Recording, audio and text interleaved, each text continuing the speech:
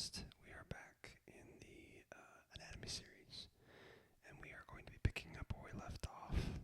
Last time we went over the abdominal vasculature on the arterial side. So, as a reminder, all arterial structures, with the exception of the ones attached to the heart, carry oxygenated blood. So today we're going to be doing the veins of the abdomen, and we'll be dealing in deoxygenated blood. As a quick aside, as I do in most every video, just a quick shameless self-plug of, if you like this video, please leave it a like. If you want to see more like it or any content that I post, please do subscribe. And beyond that, if there's anybody else out there that you know that likes anatomy and likes ASMR and would love even more to have those two things together, feel free to share this video with them. Beyond that, let's go ahead and get into that video itself. So, the venous structure of the abdomen. So last time we were in the arterial structures, and from that we really focused on three different vascular structures, off of which most of it was built, and that was the celiac trunk, the superior mesenteric artery, and that inferior mesenteric artery, before getting to the bifurcation that split off down here. As you'll see, the venous structure, in some instances, it'll have a direct counterpart, and in other instances, it will not mirror at all. It'll have a completely new and unique structure that we can look into. So, what it's highlighting first for us is going to be the inferior vena cava. So the vena cava is the aorta of the vein world, and it's going to be this structure right here, running next to or concurrently with the aorta, and it's highlighting for us here the L4 vertebral level. Alright, now let's look at some of these tributaries. So it's highlighting here the tributaries of the renal veins. So we've got the left renal vein and the right renal vein coming directly back. So again, making sure that we're thinking correctly. For the arterial, you're thinking arteries away from the heart. Everything venous is coming back. So for the arteries, you're thinking, down and out. Well, in this case, we're going from the organ structure. It has used the oxygenated blood supply. It is now deoxygenated. It is coming back. So everything is retroactive. So this blood for the left renal vein is coming from the kidney, going back to the heart. So we've got the left and right renal veins, the suprarenal veins, left and right. We've got this phrenic left and right veins, and then we have an anastomosis between the left inferior phrenic vein and the left suprarenal vein. And as a reminder, an anastomosis is a juncture of two different blood supplies that indirectly helps service a region of the body. So we've got the right ovarian or testicular and the left ovarian or testicular, again depending male or female, veins going back to actually the renal vein here on the left, and on the right it's running straight back to the IVC, or inferior vena cava, IVC for short. Now, some other structures that we can highlight here, and we'll go off of the chart one at a time here. So, starting out, we've got on the right 1R and 1L are going to be the phrenic veins, the inferior phrenic veins. We've got the hepatic vein, which is going to be number 2, which is right here, and there's 3 different ones because of the different structures arterially servicing the liver. Continuing on, 3R and 3L, as we highlighted a second ago, the right and left suprarenal veins, because again, these are the suprarenal glands responsible for a lot of hormonal production in the body. 4R and 4L are those renal veins we just looked at over here. 5R and 5L, where's 5L? There it is, are going to be your testicular and ovarian veins. And then we actually 6R and 6L. So 6R is here, and 6L is here.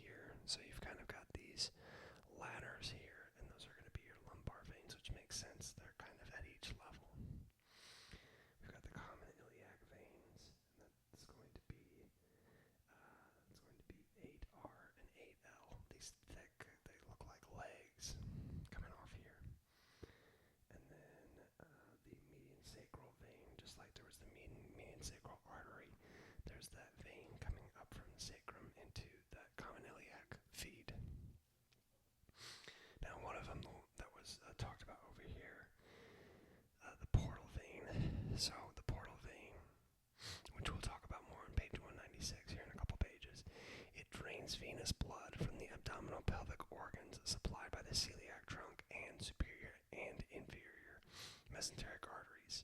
So this portal vein is bringing back blood supply from the three major vascular structures we looked at last video.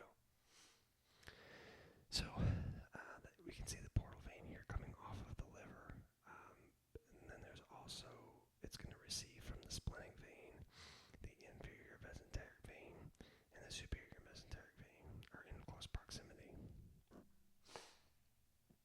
Okay, I'm going to look a little bit more at this picture here. I know it's very busy, but let's kind of break it down. Some of the different veins in the region. We've got the cystic vein, we've got the portal vein, and then we've got the left gastric vein with the esophageal vein here, the right gastric vein, the short gastric vein, we've got the splenic vein, and the pancreatic veins. So they've got the pancreas out here, but it's basically letting you know, hey, this is where the pancreas hangs out. The left gastroamental, so we know that this is where the left side of the stomach is going to be running.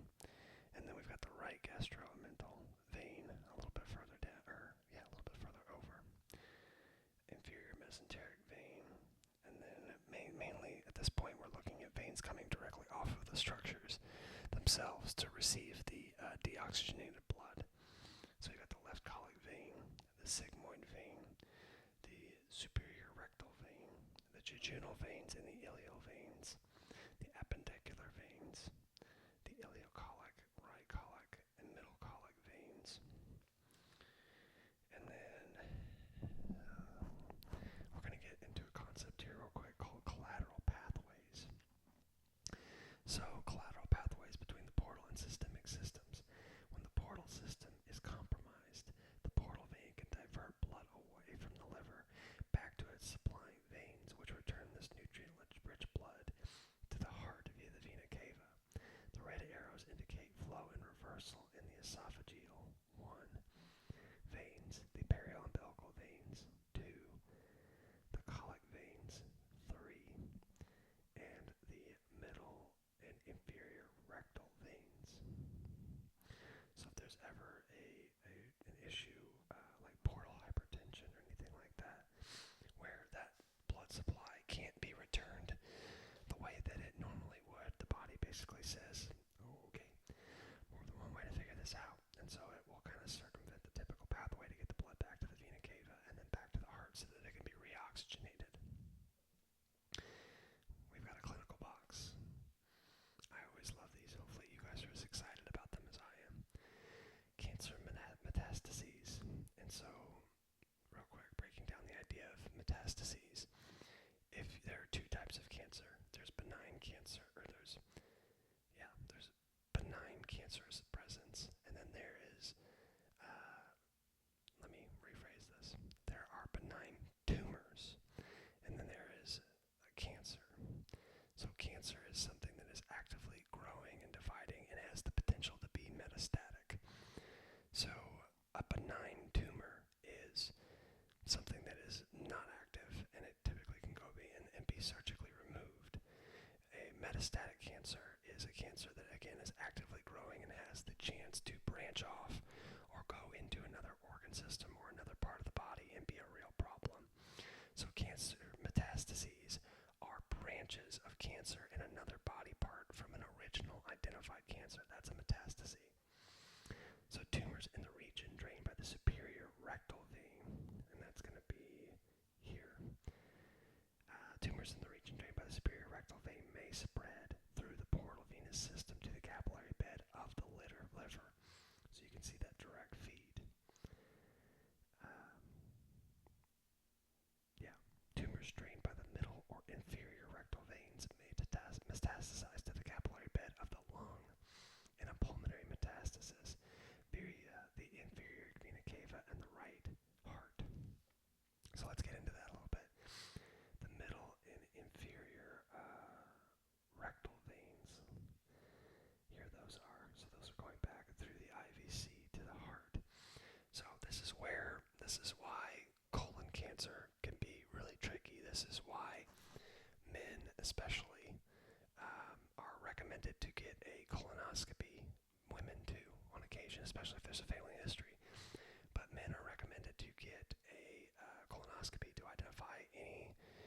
cancerous polyps in the rectum, because there is a very real chance that if colon cancer is not identified and can proliferate and form a metastatic state, it can shoot to all different parts of the body because of this interconnected venous system.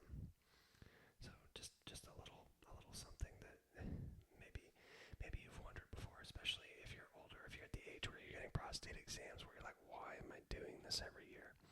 Well, there's a very clear and unfortunate reason. Continuing on, we're going to look at some of the vasculature in kind of in situ. So an anterior view of the female abdomen, and what's been removed is all organs except for the left kidney and suprarenal gland again. They like leaving that left kidney. Apparently it's not the first time they've done it.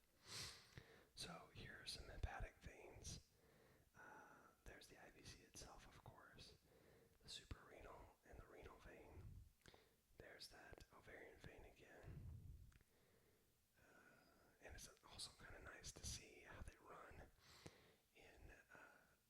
in combination with each other. I found it interesting how much higher the inferior vena cava pierces through the diaphragm than the aorta. So we've got the common iliac, the internal iliac vein, and the external iliac vein. And then just like arterial structures, we've got an obturator, a middle rectal, inferior epigastric, and pudendal. So the pudendal nerve goes down to the genital region. And then we've got the inferior gluteal vein, the right uterine vein, let's follow that in, and the right inferior vesical vein there. There's the femoral vein. And we've got the median sacral, the rectal venous plexus down here. You can kind of see this little spider web of veins. The uterine venous plexus down here.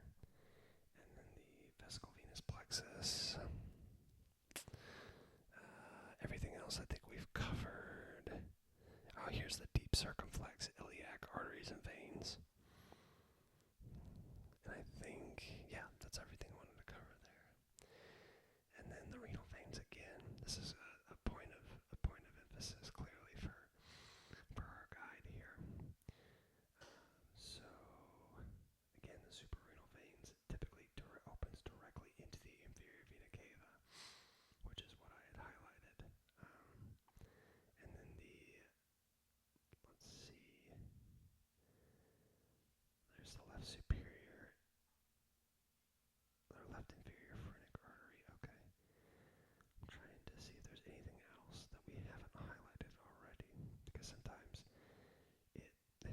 it's not redundant for the sake of redundancy, but sometimes it gives you just one or two features or shows you the relationship of one or two organ systems or organs or arteries or veins that maybe you hadn't seen before in a specific relationship. But I think that this is largely touching the same thing on what we've already seen, or what we can already see over here. And then here's that portal vein system. So the portal vein is typically formed by the union of the superior mesenteric and the splenic veins posterior to the neck of the pancreas. The distribution of the portal vein is shown. We already went over it on 193. So this is going to be, it was saying it's going to be behind the neck of the pancreas. Yeah, so there's that neck, the pancreas. So what's been removed is the liver, the lesser omentum, and the peritoneum. The greater omentum has been reflected back. So here's those hepatic veins again.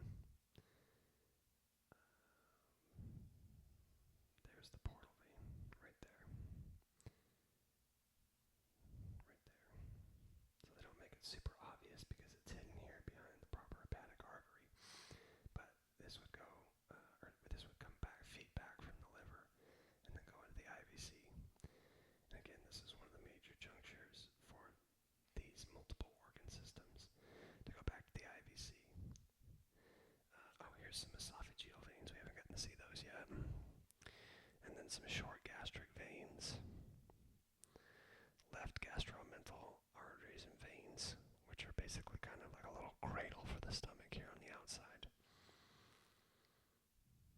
Right gastromental. And then those superior mesenteric arteries and veins here, which is kind of, the view is kind of occluded by the stomach here. And then, continuing on, the pancreas and the spleen, the portal vein access for the pancreas and spleen. So that, again, there's that portal vein, and it is being fed, or it is receiving that blood from, we can see the pancreas and the spleen going back to that portal vein to the IVC. And then we've got a middle colic vein, the middle colic vein coming up through here, superior mesenteric. Maybe we're just a little too high to see the inferior mesenteric, and that's okay. But everything else we've largely seen before. So it's giving us multiple very specific views of the same region to make sure we don't miss anything, which I can appreciate. And then we've got the superior and inferior mesenteric veins, and this is basically a reflection of the arterial portion. It just has its partner vein running with it. The main differences in the venous system really is probably going to be above the diaphragm, but like the azygous and hemiazygous system. But let's see, it says partially removed the stomach, duodenum, and peritoneum. Also removed is the pancreas, the greater omentum, the transverse colon, and reflected back is the liver and the gallbladder. The small intestine has been displaced out of the way. So, anything new here? Gastroduodenal artery. The portal vein is going to be right here.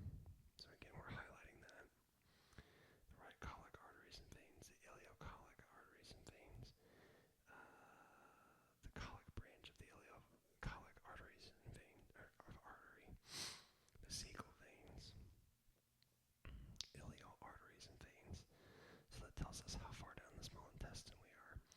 The jejunal arteries and veins, so we're just below the duodenum here with what's been reflected.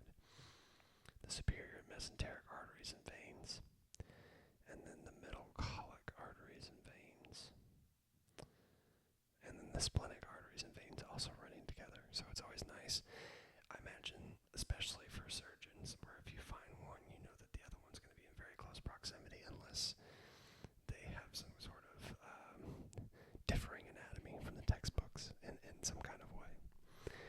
Alright, the inferior mesenteric vein, so they put an emphasis on the superior mesenteric vein artery here. So now we're going to put more of an emphasis on the inferior mesenteric artery and vein, and those are going to be right here. These two together.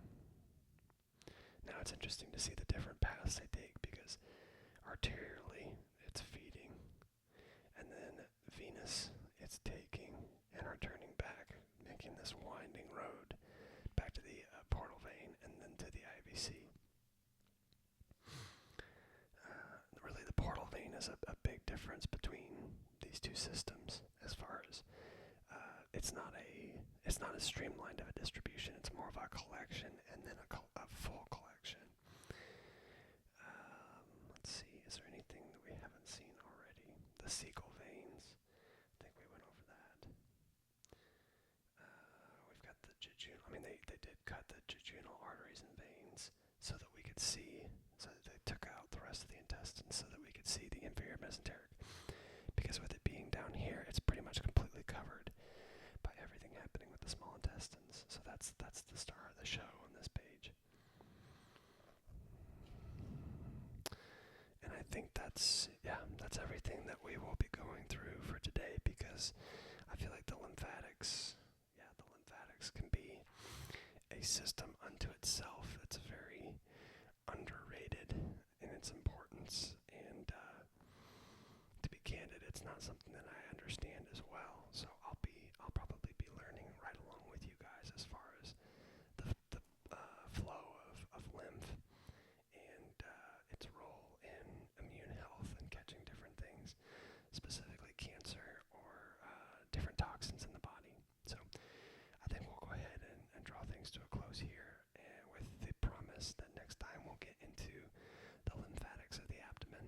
see what's beyond that.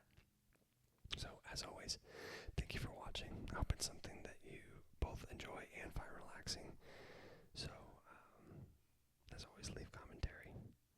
Love to see it.